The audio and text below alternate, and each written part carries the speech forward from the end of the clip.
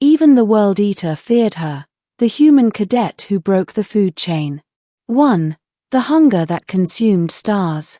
The creature was older than empires, older than starlight.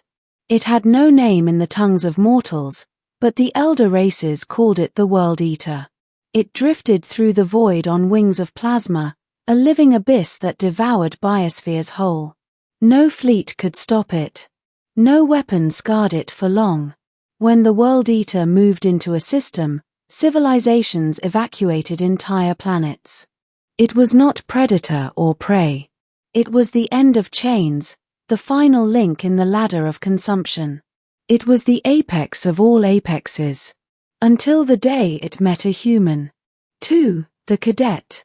Cadet Myra Cade was nobody special, at least by the Academy's records. She was 19, fresh from Earth, with scores that hovered just above average. Her instructors marked her as determined, reckless, dangerously confident. The kind of human who thought climbing a cliff without gear was a reasonable warm-up.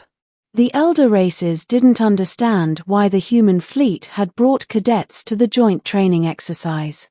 Surely they were meant to watch, not participate. The Kuril crystalline observers whispered, "Why risk your young?" The answer was simple: humans trained in fire. And the galaxy was about to see how hot that fire burned. 3. The test. The exercise was staged in orbit around a barren moon. The Anulok hive minds had insisted on a demonstration of unity. Each species would send a representative to confront a controlled threat. They wanted to measure human resolve. But then the anomaly struck.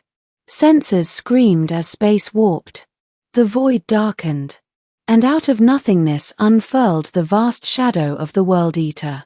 The elder races panicked. Shields went up. Engines roared. Retreat orders cascaded through comms. But Myra didn't run. She asked only one question: permission to engage? The human commander's voice came through, taut with disbelief. "Cadet, that thing has ended fleets." "Then it'll be a good test, sir." 4. The first clash. The worldeater noticed her first. Perhaps it smelled the wildness in her blood, the echo of predators long tamed. Its vast, tendrilled maw unfurled, plasma fire swirling as it lunged toward the tiny cadet fighter. The elder races watched in horror. One strike would erase her. But Myra didn't move like prey. She cut her engines, spinning her craft into the beast's dive. At the last second, she fired thrusters sideways, slipping through a gap no sensor predicted. Her railguns spat tungsten into the beast's eye cluster. It roared, not in pain, but in surprise. For the first time in its endless existence, the worldeater had missed a meal. 5. The predator that learned fear. The elder races couldn't comprehend what they were seeing. The Mrethi delegation hissed, "She should be vaporized." The Anulok hive chorused, "Why does the apex falter? Why does it hesitate?" The truth was simple. The worldeater had never met something it couldn't devour. It had no strategy for prey that struck back with laughter. And Myra laughed. As she juked through plasma storms, as she skimmed the monster's hide close enough for her hull to blister, she shouted into her comms, "Come on then. You're hungry? So am I." Her voice carried across every channel. Humans who heard it cheered. Aliens shivered. 6. Breaking the chain. Predators rule by certainty. They know the prey will run, that fear will paralyze, that hunger always wins. But Myra Cade shattered that certainty. She didn't flee. She closed in, tearing through membranes, firing missiles not at the beast's armor but into the sensitive vents of its plasma sacs. She rode the shockwaves, half her systems failing, but her grin never dimmed. The worldeater recoiled. Recoiled. For the first time in epochs, the apex of the galaxy gave ground. Not to a fleet, not to a god, but to a 19-year-old human cadet who refused to accept the ladder of predator and prey. 7. The moment. The final blow wasn't grand. It wasn't the kind of strike sung in ballads. Her last missile tore open a vent that ignited the beast's plasma flow. It shrieked, vast body writhing as energy backlashed through its core. Myra's fighter was caught in the blast, spinning out into silence.